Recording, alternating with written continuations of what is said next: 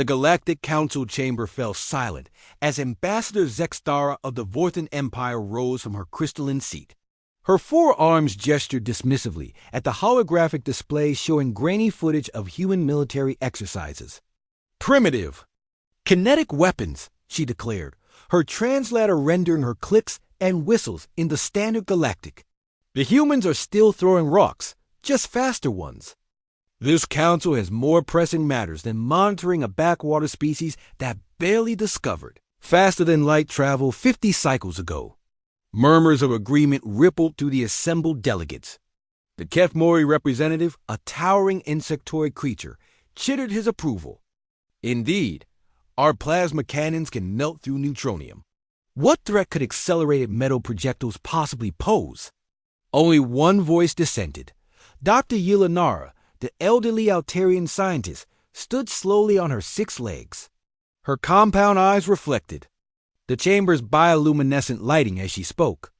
"Honored delegates, I've been monitoring human technological development for 3 decades. Their progression rate is unprecedented.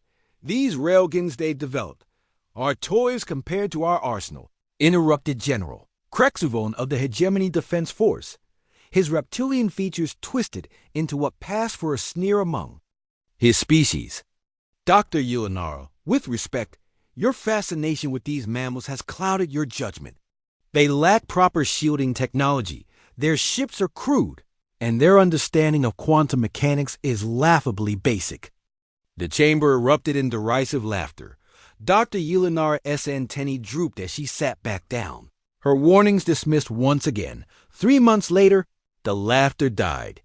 The first indication something was wrong came from the outer rim monitoring station of Kepler 442.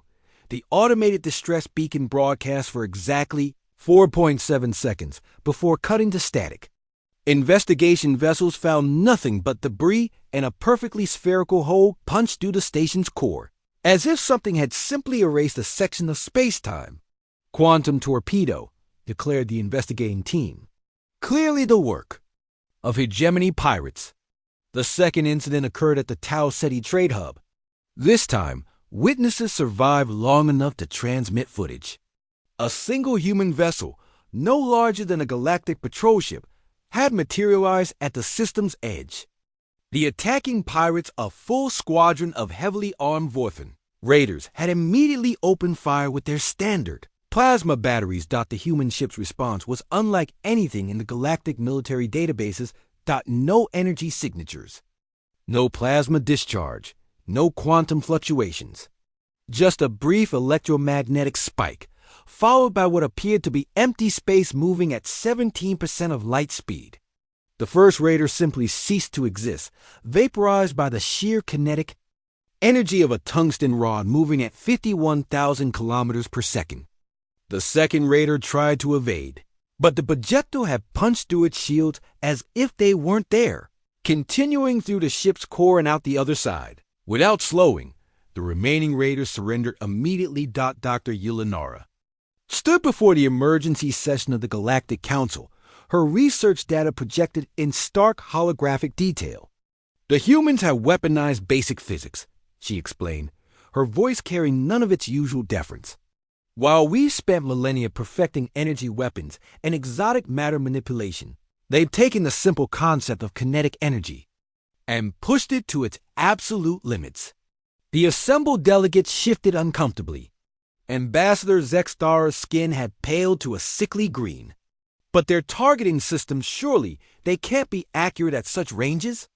"Their artificial intelligence networks calculate trajectories in real time, accounting for gravitational lensing, stellar drift, and quantum uncertainty," Dr. Yulinara replied. "They've turned mathematics into a weapon. Each projectile carries the destructive force of a small antimatter warhead, but with none of the complex containment requirements. It's elegant, it's terrifying, and we ignored every warning." General Krexuvon's tail lashed anxiously. "Surely our combined fleets have already been neutralized," Dr. Yulinara interrupted, bringing up new data streams. "The humans didn't just develop railguns for their ships. They've built them into asteroids, space stations, and planetary defense platforms. Every major shipping lane is now covered by what they call relativistic kill vehicles. The entire galactic infrastructure is at their mercy. The chamber erupted into chaos. Delegates screamed accusations, demanded impossible solutions, and called for immediate military action. But the more seasoned members sat in stunned silence, finally grasping the magnitude of their error. 3 days later, a single human ship requested docking permissions at the Galactic Council's primary station. It wasn't a warship barely larger than a transport vessel, but every weapon system in the sector powered down as it approached. The escorts weren't necessary when everyone knew that humanity's real weapons were. Already in position, Captain Sarah Chun stepped into the council chamber with the casual confidence of someone who held all the cards. She was unremarkable by human. Standards average height, brown hair tied back practically, wearing a simple Navy uniform, but the assembled representatives of 100 worlds watched her with the fearful respect usually reserved for natural disasters. "Honorable delegates," she began, her unaugmented human voice carrying clearly through the chamber's acoustic systems. "We received numerous requests for diplomatic discussions. We're here to talk." Ambassador Zexstar found her voice first. "Captain Chun, surely we can reach some accommodation. The galaxy has always been large enough for all species to coexist." Captain Chun smiled, and somehow that expression was more terrifying than any threat. "We're not interested in conquest, Ambassador. We never were. We just wanted to be left alone to develop in peace. But when our exploratory vessels were attacked, when our trade ships were raided, when our colonies were threatened," she shrugged. "Well, we responded with the tools we had available. Your ... Railguns. General Krexavon said the word like a curse. Among other things," Captain Chun confirmed. "Though I think you're missing the larger point. It's not about the weapons themselves. It's about what they represent. While you were perfecting increasingly complex ways to destroy each other, we focused on the fundamentals. Physics doesn't care about your shields or your exotic matter. Energy equals mass times velocity squared. Simple, reliable, effective." "Doctor," Yelanara spoke up from her position, "what do you want from us?"